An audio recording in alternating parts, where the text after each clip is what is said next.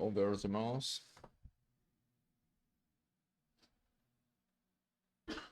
os coradinhos que foram no passeio, feliz que tenham ido e voltado em paz, a gente fica contente com isso.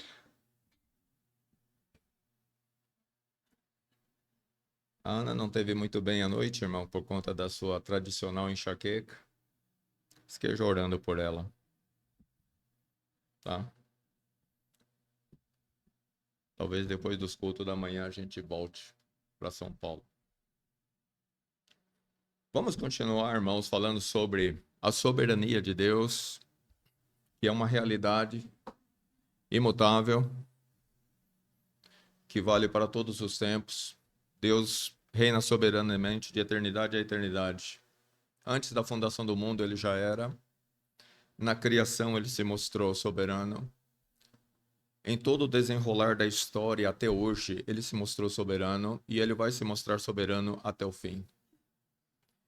Bem-aventurado o homem que crê, o cristão que crê em Deus dessa forma, que sabe que o seu Deus é o Todo-Poderoso e que ele reina de fato, não só ele reina sobre nós,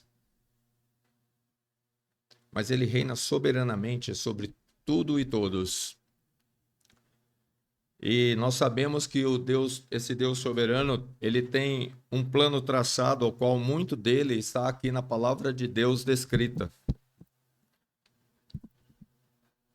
E, de certa forma, ele já nos deu esse panorama, né, dos acontecimentos que envolvem até a volta de Cristo, o fim dos tempos, o fim desse mundo, o que está por vir pós o fim desse mundo, tudo está aqui. Por quê? Porque de fato é impossível que aquilo que Deus traçou não se cumpra fielmente. É impossível que haja uma intervenção, que no meio do caminho as coisas saiam fora do lugar e que ele perca o controle, ou que de alguma forma ele não consiga realizar aquilo que ele planejou. Até porque, né, irmãos, a gente sabe, estudando sobre a soberania de Deus, é até difícil, a gente toma muito cuidado com as palavras, porque às vezes a gente fala uma coisa, né, e isso, né, vai contra algum atributo de Deus. Porque quando a gente fala que Deus planejou, por exemplo, as coisas, ele planejou sim, né? Mas não é um planejamento tal qual o nosso, quando a gente planeja algo sem ter a certeza de que vai acontecer, até porque a gente não tem certeza nenhuma do que virá na sequência da nossa vida, na sequência dos acontecimentos. De fato, isso não é um caso de Deus. Ele planejou, mas ele planejou e algo que já para ele é consumado. É um planejamento de algo que para ele que não está preso no tempo, no espaço, ele preenche todos os tempos a uma e sabe, em todo ininterruptamente ele está presente em todos os tempos. Então, para ele, o planejamento dele já é algo consumado. É, daí ele pode afirmar não como algo que ele tem aquela esperança de que vai se realizar, porque já se realizou para ele. Para Deus que não está preso no tempo, não tem um futuro. Não tem o futuro para Deus. Então, tudo que determinou já está, para ele, já está consumado. Consumou. E é esse o nosso Deus, irmão, soberano, que reina dessa forma, que, de fato, ele é digno de ser crido em toda a sua palavra. Nós podemos descansar crendo na palavra de Deus, porque de fato ela mostra veridicamente, né, verdadeiramente, um Deus onipotente, onisciente, onipresente, um Deus que é soberano em todos os seus atributos, soberano em amor, soberano em justiça, soberano na salvação, soberano na perdição, soberano sobre todos os acontecimentos que envolvem este mundo e, em especial, no caso nosso, que envolve nossa vida, nosso viver, nosso dia a dia.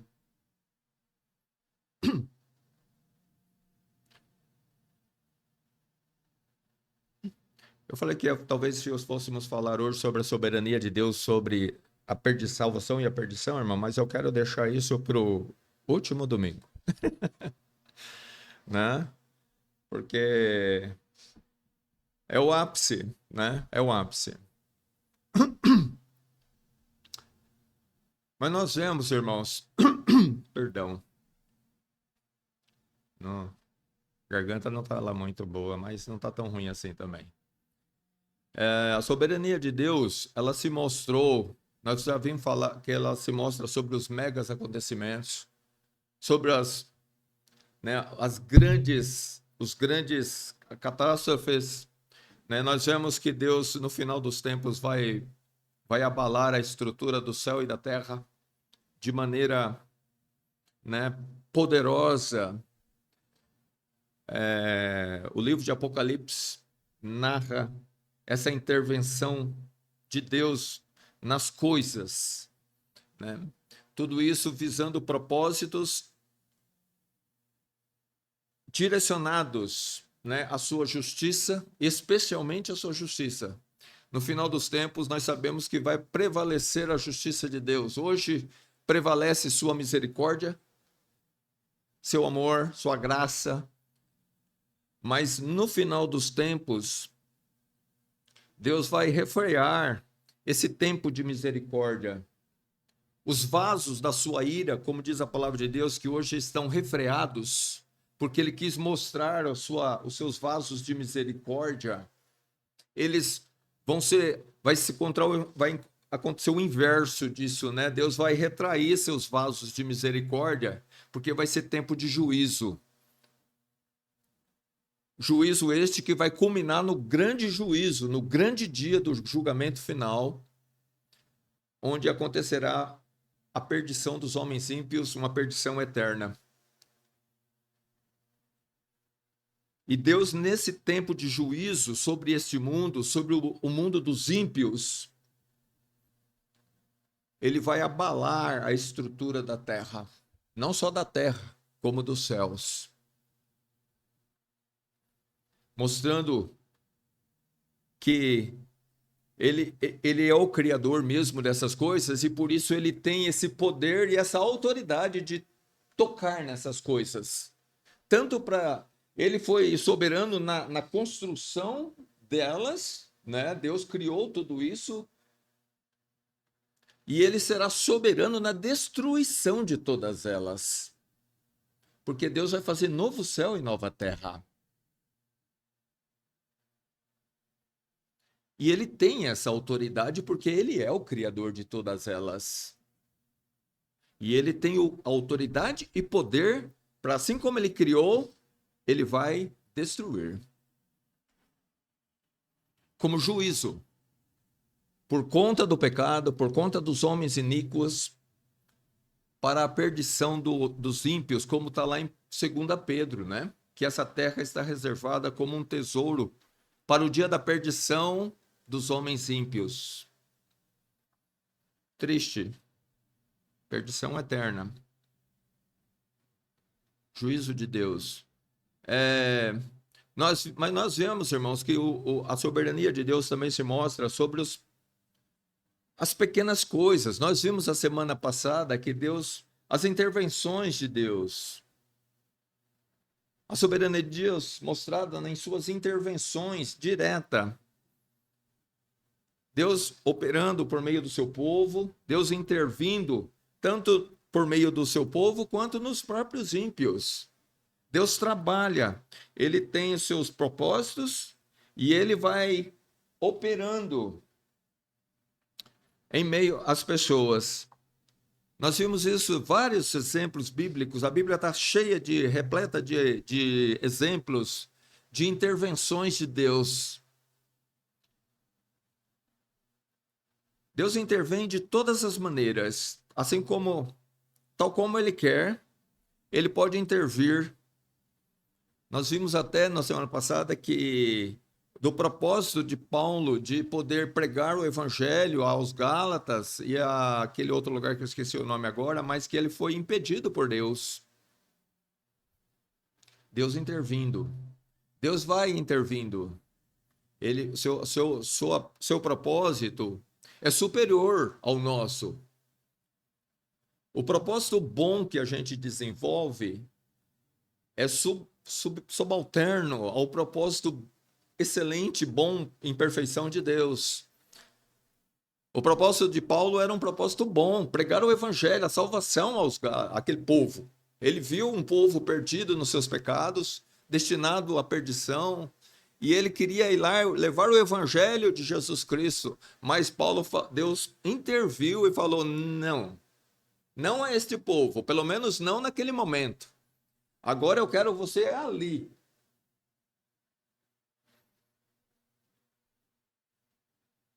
É importante essa passagem, irmãos, porque vê como Deus dirige o seu povo e as suas igrejas. Não é como a igreja tem bons propósitos, mas ela tem que estar sujeita aos propósitos de Deus.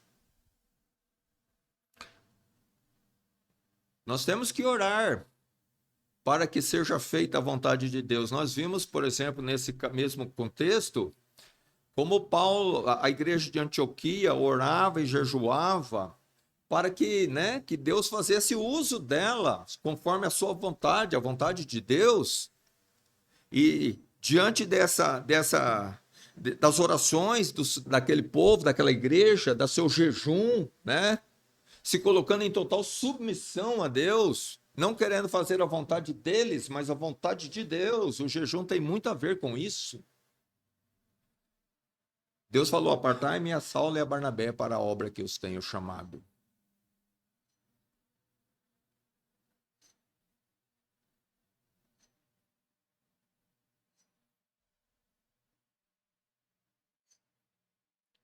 Lá em Mateus, no capítulo 10, versículo 29 e 30, o Senhor Jesus Cristo falando de pequenos acontecimentos que mostram também a sua soberania sobre as pequenas coisas.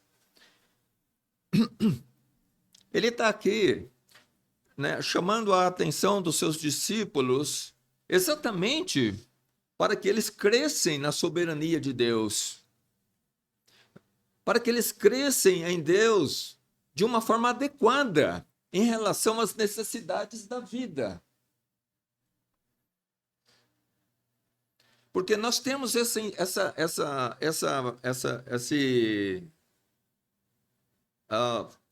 vezes me foge a palavra, mas essa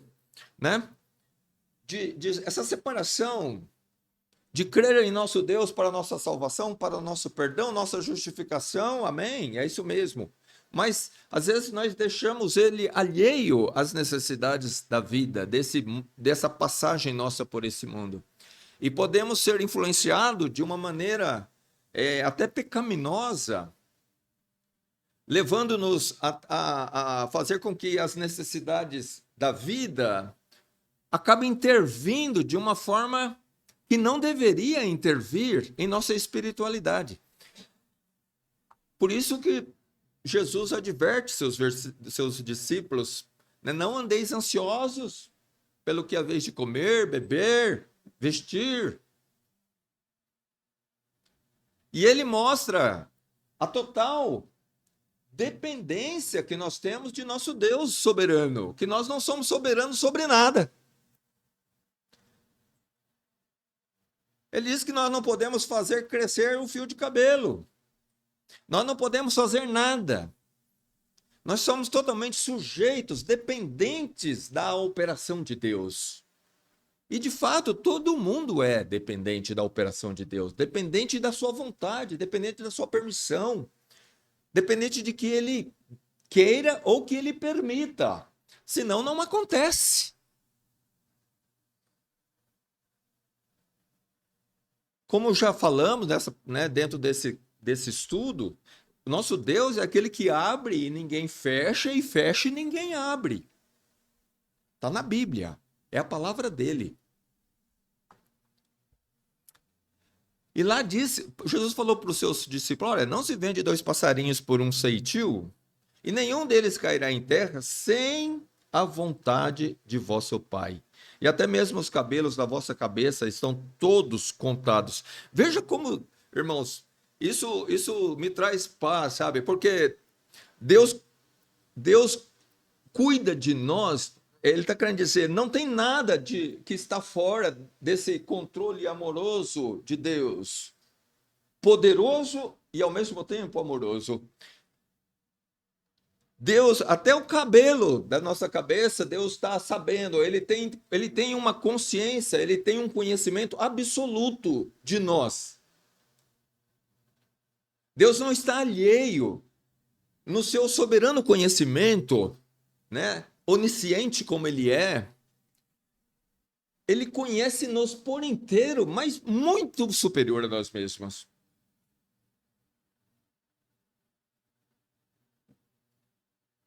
De tal maneira que ele, até os cabelos da cabeça, ele tem anotado, né? De forma alegórica falando aqui, ele tem anotado quanto que nós temos. Ou seja, se Deus cuida desses detalhes que pode parecer até insignificante, qual é a razão de saber quantos cabelos eu tenho na cabeça? Quem tem muito, né? Não é o meu caso. Isso parece bobagem. Para um Deus que é perfeito, irmãos, como ele é, se ele é perfeito em tudo, então até no seu conhecimento ele é perfeito. E se ele fala que ele nos conhece, não é que ele nos conhece em alguns aspectos e outros está fora. Todos os aspectos da nossa vida, do nosso corpo, do nosso espírito, está sobre a ciência dele. É isso que Jesus Cristo quis dizer aos seus discípulos. Não fique pensando que o vosso Pai não sabe que você precisa de isso, daquilo outro. Ou que ele não se importa. Às vezes a gente pode falar, Deus sabe, mas ele não está se importando. Claro que ele se importa, irmão. Se ele não se importasse, não seria ele perfeito em amor?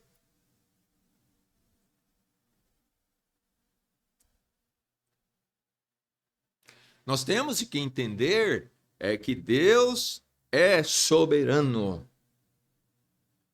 Inclusive naquilo que ele tem determinado para cada um do seu povo. Tem um inetinho antigo, né?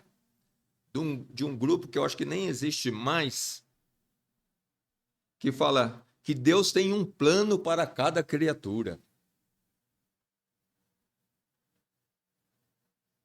É verdade. Deus tem mesmo um plano para cada criatura. Nós vimos isso. Nós vimos que a soberania de Deus se mostrando tanto nos salvos quanto nos perdidos, e Deus falando de Faraó, lá como está no Romanos capítulo 9, para isso mesmo te levantei, para mostrar em ti a minha glória. Era o plano de Deus para aquele homem, Faraó.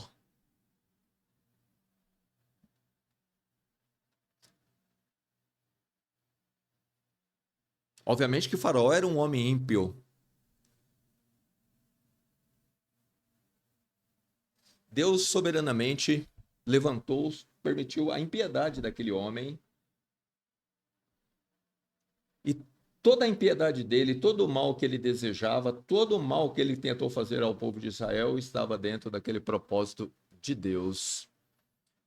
E sobre essa impiedade ele mostrou sua grande glória, seu poder, sua soberania, sua justiça e também seu amor a seu povo.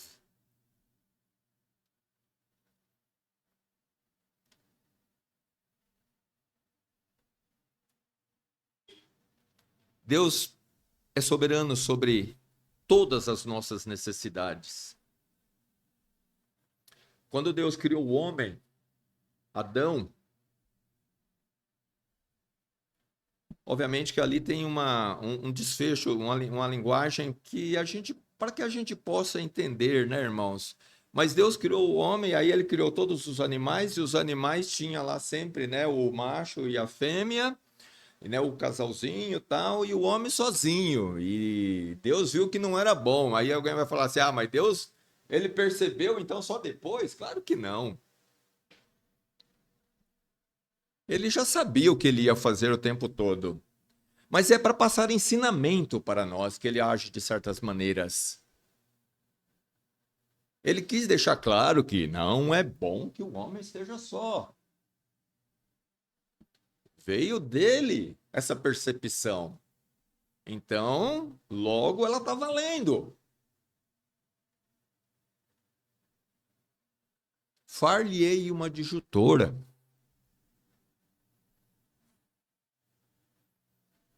E então eles, percebendo isso, ele operou o Adão.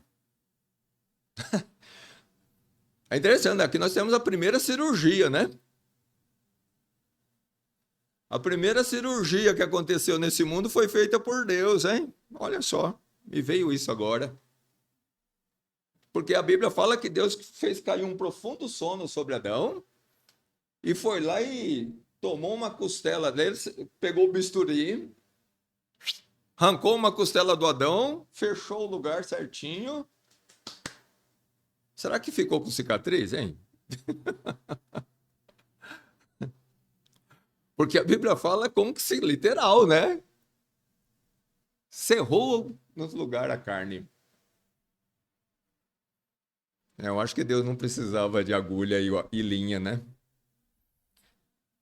Mas ele fez da costela de Adão uma mulher. Como? Não sei. A verdade é que ela é tal qual Adão, em termos físicos, assim, lógico, a distinção de macho e fêmea, mas espiritual também. Soberano Deus em todas as coisas. Veja, irmão, como não há nada difícil para Deus. A gente vai percebendo como Deus opera, vamos colocar assim, como ele opera de maneira fácil, como quer. Deus fala: não se turbe, não turbe o vosso coração. Quando Jesus, aquela passagem é uma das passagens que eu gosto muito, lá em João 14. Quando Jesus fala para os seus discípulos: não turbe o vosso coração, crede em Deus, crede também em mim. Quer dizer, será que nós não somos dignos de toda a vossa fé?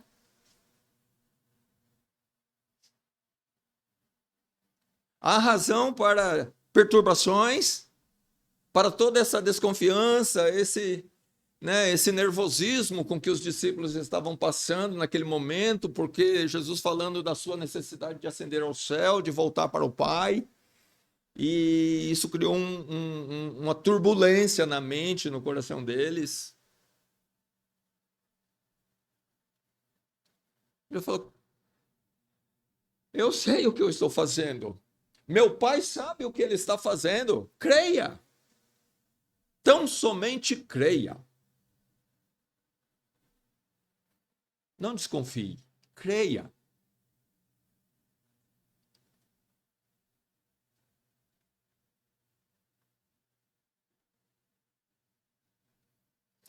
Deus operando nas pequenas coisas.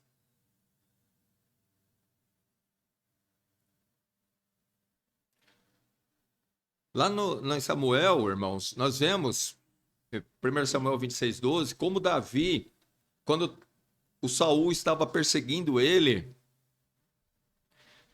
diz lá, tomou, pois, Davi a lança e a bilha de água da cabeceira de Saul e foram-se. E ninguém houve que visse, ninguém que o advertisse, nem que acordasse. Mas aí vem o porquê. Por quê? Porque todos estavam dormindo. Ah, mas um sono comum? Não. Porque da parte do Senhor havia caído sobre eles um profundo sono. Veja como Deus intervém, irmãos, na sua soberania, até nas pequenas coisas. É isso que eu estou passando aqui nesse ponto. O sono que caiu sobre aquele povo não foi um sono normal. Deus fez cair sobre ele um profundo sono. De fato, por mais que, né, Davi tivesse feito algum barulho ali, algum ruído, era impossível que eles acordassem. Porque Deus soberanamente estava tomando as providências para que teu servo ficasse protegido do seu inimigo.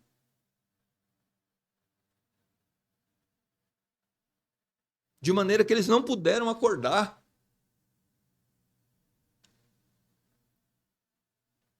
Deus tem esse controle sobre nosso corpo. Ele tem controle absoluto sobre nosso corpo. Ele faz do nosso corpo o que ele quiser. Ele pode acelerar o nosso coração, pode fazer ele ficar mais lento. Ele pode fazer nosso fígado funcionar, ele pode fazer o fígado parar. Deus comanda nosso corpo.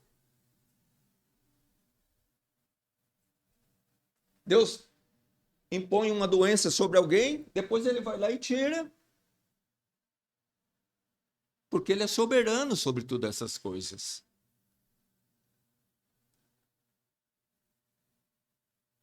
Nós vimos no caso quando Jesus esteve peregrinando por essa terra, como todos os males eram sujeitos a Deus.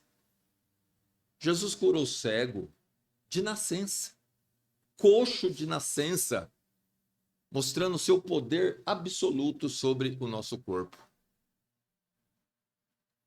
Faz o que quer, quando quer, do jeito que quer. Faz o bem tanto quanto pode fazer o mal, conforme seu propósito, santo e justo. Nesse caso aqui, Deus protegeu o seu servo.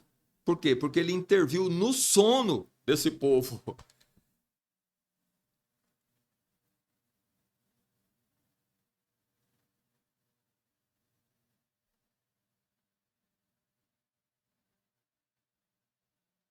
A soberania de Deus, irmãos, ela também se mostra nas guerras e conquistas.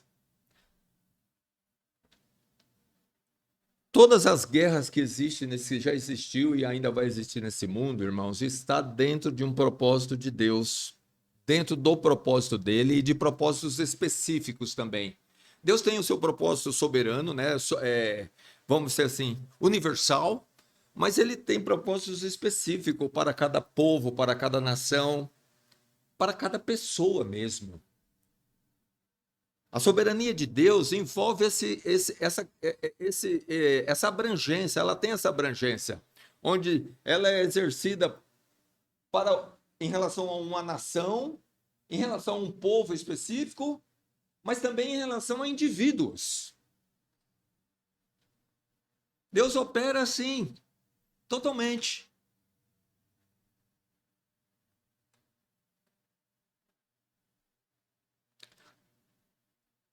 Às vezes nós não podemos entender exatamente como. E de fato, muitas vezes nós não vamos entender como. Mas tenho uma absoluta certeza, meu irmão. Deus sabe exatamente como e porquê da sua ação.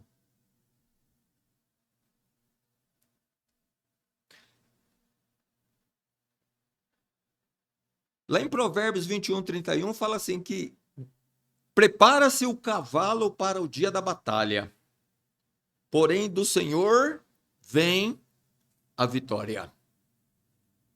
Quer dizer, há todo um arranjo militar, toda uma estratégia militar é criada, como é devido, né? Sonda-se o inimigo, prepara-se a batalha, vamos atacar pela frente, por trás, pelos flancos, vamos com isso ou com aquilo, vamos atacar por cima ou por baixo. Mas uma coisa é certa, irmão, todo esse planejamento humano é sujeito à soberania de Deus. Uma nação ou um povo ou uma pessoa não ganha uma batalha se Deus determinou que ela vai perder a batalha.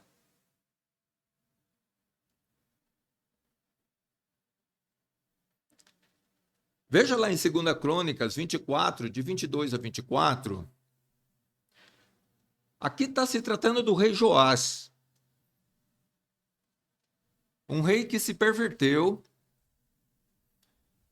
Diz assim que o rei Joás não se lembrou da beneficência que Joiada, pai de Zacarias, lhe fizera.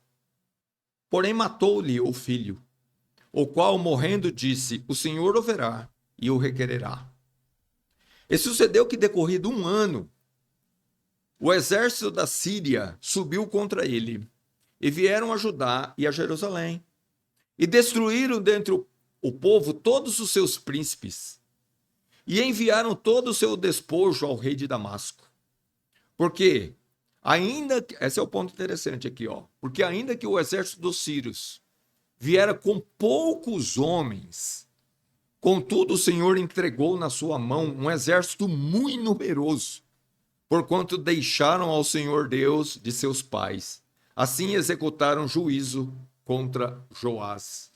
Veja, irmão, como Deus, a soberania de Deus aqui, teoricamente, era para o Joás ter prevalecido sobre os sírios, porque muito mais era o seu exército do que o exército sírio.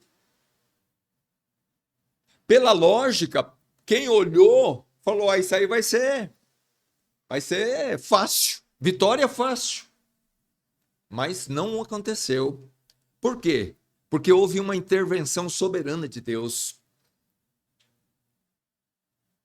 Deus quis deixar claro para o Joás e para os israelitas de que havia aquela batalha e essa perca era como uma consequência dos pecados deles. Muitas vezes, irmão, Deus, ele na sua soberania, ele faz com que coisas aconteçam e quer para que nós percebamos que tem castigo divino por trás disso. Tem a mão de Deus por trás disso. Tem o cuidado de Deus para com o seu povo por trás disso. Tanto para o bem quanto para o mal. Aqui no caso era para o mal. Porque Joás literalmente se tornou um rei mau. Ele deixou o caminho do Senhor. E Deus trouxe juízo sobre ele. Nós vemos essa mesma soberania se mostrando nas guerras e conquistas também em relação à parte boa, onde os exércitos do inimigo veio sobre o povo de Israel com um grande exército, carros, cavalos, e Deus interviu soberanamente e deu a vitória a seu povo. Isso está em todo o Velho Testamento, está lá, mostrando como Deus domina.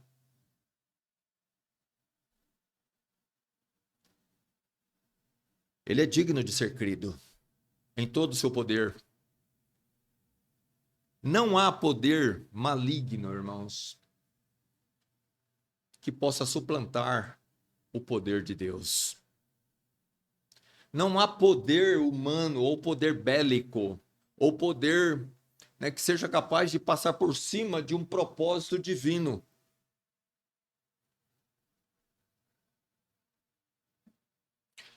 Nós vemos lá na Segunda Guerra Mundial, eu gosto de ouvir o documentário sobre a Segunda Guerra Mundial, porque a gente conhecendo a palavra de Deus, eu consigo ver claramente Deus operando durante aqueles anos todos em que transcorreu a Segunda Guerra. Eu desafio até os irmãos, se tiver tempo, a poder ver todo o documentário da Segunda Guerra e você vai anotando aqueles pontos onde vai falar: aqui foi Deus. Aqui foi Deus agindo. Porque não teria lógica, não tem lógica, né? Até o próprio ímpio, os estrategistas, vai falar, mas não, por que que ele fez isso? Ah, eu tenho uma resposta. Intervenção de Deus. Soberania de Deus sobre o propósito do homem. A Bíblia não fala que o coração do rei está na mão do Senhor? E ele inclina para onde quer. E ele pegou o coração do Hitler e tirou da Grã-Bretanha e inclinou ele para a União Soviética. Porque ali era o fim dele. Ali Deus tinha falado, basta. Você chegou ao fim. É até aqui que você veio. Daqui para frente é a sua ruína. Não teria razão nenhuma para ele fazer o que fez. Aquela subestimação dele, que ele achou que em um mês ele iria conquistar a URSS, a União Soviética, foi de Deus. Porque, na verdade, não aconteceu. E aí a batalha se estendeu por muito mais tempo do que o Hitler preveu. E aí chegou o quê? Chegou o inverno. E o inverno matou mais soldado alemão do que a própria União Soviética. Eles morriam congelados porque não estavam preparados. Não havia agasalho para aguentar aquele frio de menos 40 graus. Providência de Deus, irmão. Soberania de Deus. Deus está sobre as guerras. Ele se mostra soberano sobre isso também.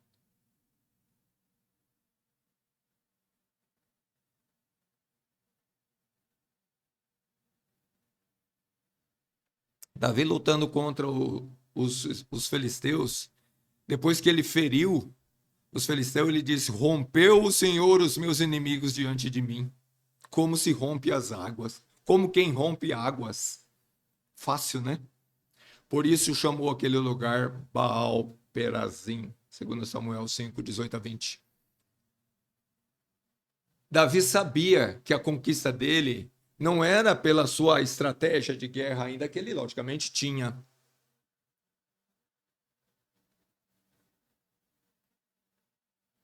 Ele sabia que era o Senhor operando. Ele atribuiu a Deus toda a glória da vitória. Aliás, Davi atribuía a Deus tudo. A glória de todas as suas vitórias, ele atribuía a Deus. É um homem que sabia de onde vinha o poder, as conquistas.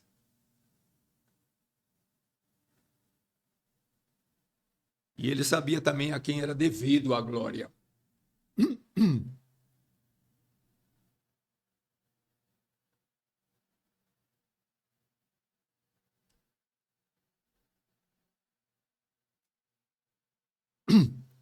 Deus é soberano, irmãos, sobre o tempo.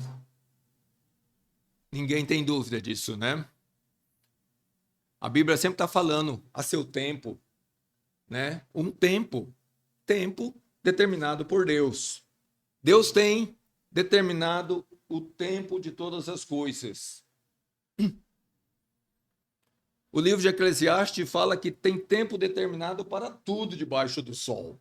Esse tempo é um tempo criado por Deus. Deus criou as estações, tempo. Deus criou o sol, tempo.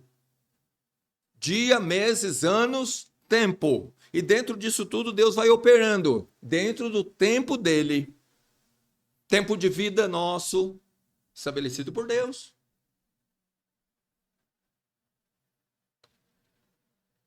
Tempo para tudo.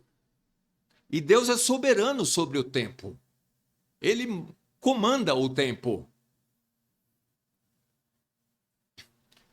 Né? Aquele caso do rei Ezequias, né? Deus falou, olha, você vai morrer. Mas aí o Ezequias se humilhou perante Deus. E Deus, acrescentei mais 15 anos de vida para você. Interessante, veja como Deus domina o tempo, irmãos. O tempo de vida nesse caso. Ele não só alongou, né, a vida de Ezequias, mas ele determinou exatamente quantos anos seria. É 15 anos. Isso mostra claramente que é Deus quem comanda os dias de vida nossa e o dia que nós vamos morrer. Eu tenho acrescentado mais 15 anos. Não poderia o Ezequias ter morrido com 13 anos e nem com 16 ou 17.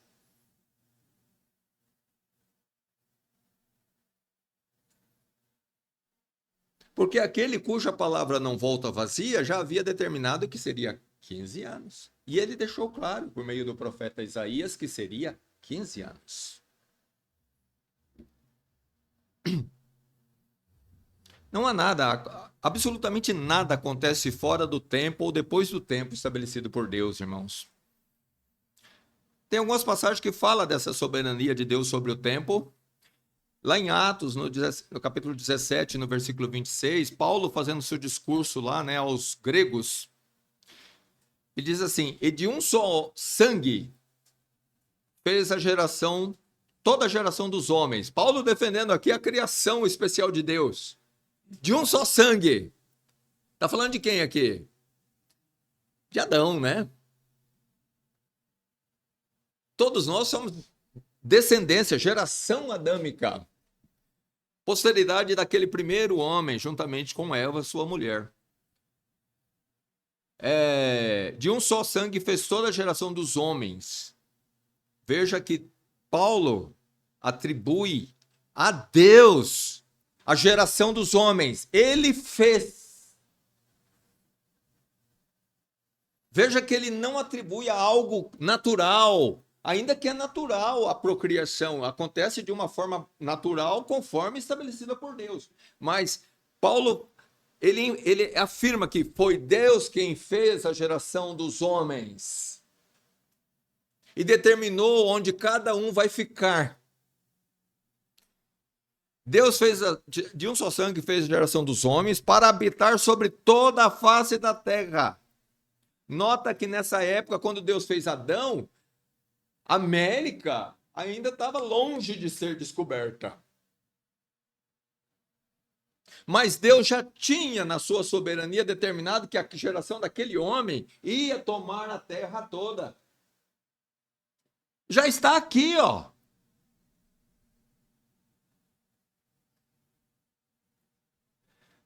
Determinando, aqui o ponto mais do nosso ponto, né? Determinando os tempos, já dantes ordenado, e os limites da sua habitação. Vai além do tempo aqui, né? Mas Deus não só determinou que a geração de Adão tomasse a terra toda, mas ele determinou também os tempos. E olha aqui que ele fala, já dantes ordenados. Dantes quando? Na eternidade passada. Eternidade passada é esquisito, né, falar, né? Mas a gente falta, né? Falta para nós palavras. Né? O nosso Deus não pode, é duro falar do nosso soberano Deus, porque nós não encontramos muitas vezes termos adequados. A gente fala de eternidade passada, eternidade futura, enfim, fica meio esquisito. Mas é como a gente consegue falar. Definir, enfim. Deus determinou os tempos, irmãos, de todos esses povos que existem na face da terra, desde Adão até a volta de Jesus Cristo. Ele já ordenou. Veja que o termo aqui é ordenou, como que alguém que tem autoridade. Uma ordenação é alguém, vem de alguém que tem autoridade. É uma ordem. Se você não tem autoridade, você não dá ordem. Quem dá ordem é quem manda. Deus ordenou. Ou podemos pegar o termo e falar como ele ordenou no sentido, ele distribuiu. Os dois é válido. Ele ordenou porque é ele que manda, E ele ordenou no sentido de colocou em ordem, deu uma distribuição adequada conforme o propósito dele para todos os povos. E veja aqui que ele ordenou também os limites da habitação dele. Sabe por que o Brasil tem todo esse território aí? É porque Deus ordenou que fosse dessa forma. Se vai ser até o fim dos tempos, não sei.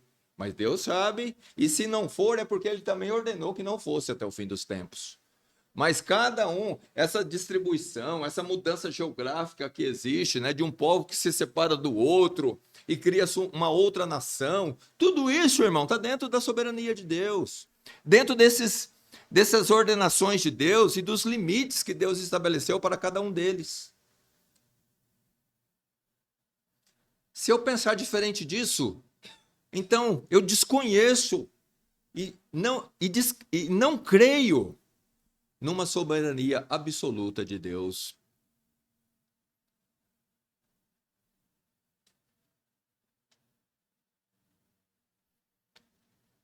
E um último versículo sobre esse. Tem muito sobre essa questão do tempo aqui, né? Talvez voltaremos um dia sobre ele. Porque lá em Daniel, né? É impressionante a precisão do tempo estabelecido por Deus ali. Mas os discípulos queriam saber quando é que Jesus Cristo iria restaurar o reino a Israel. E ele disse aos seus discípulos: não vos pertence saber os tempos ou as estações que o Pai estabeleceu pelo seu próprio poder. Já está estabelecido. Quando? Nem tudo é para nós. Jesus deixou bem claro: isso aqui é com o Pai. Só creia. Não fique tentando saber aquilo que Deus não revelou. Não vos pertence saber. Jesus foi bem direto. Os tempos. Quer dizer, não foi do propósito de Deus dar tudo para o seu povo. Ele deu aquilo que ele viu que precisava ser dado. O suficiente. Dentro do seu conhecimento, do seu comando, ele deu aquilo que deveria ser dado. Nem mais, nem menos. Mas Deus estabeleceu os tempos e as estações. E ele estabeleceu isso pelo seu poder, pela sua soberania. Porque Deus é soberano sobre o tempo. Ele comanda os tempos, as estações, os povos, enfim, tudo.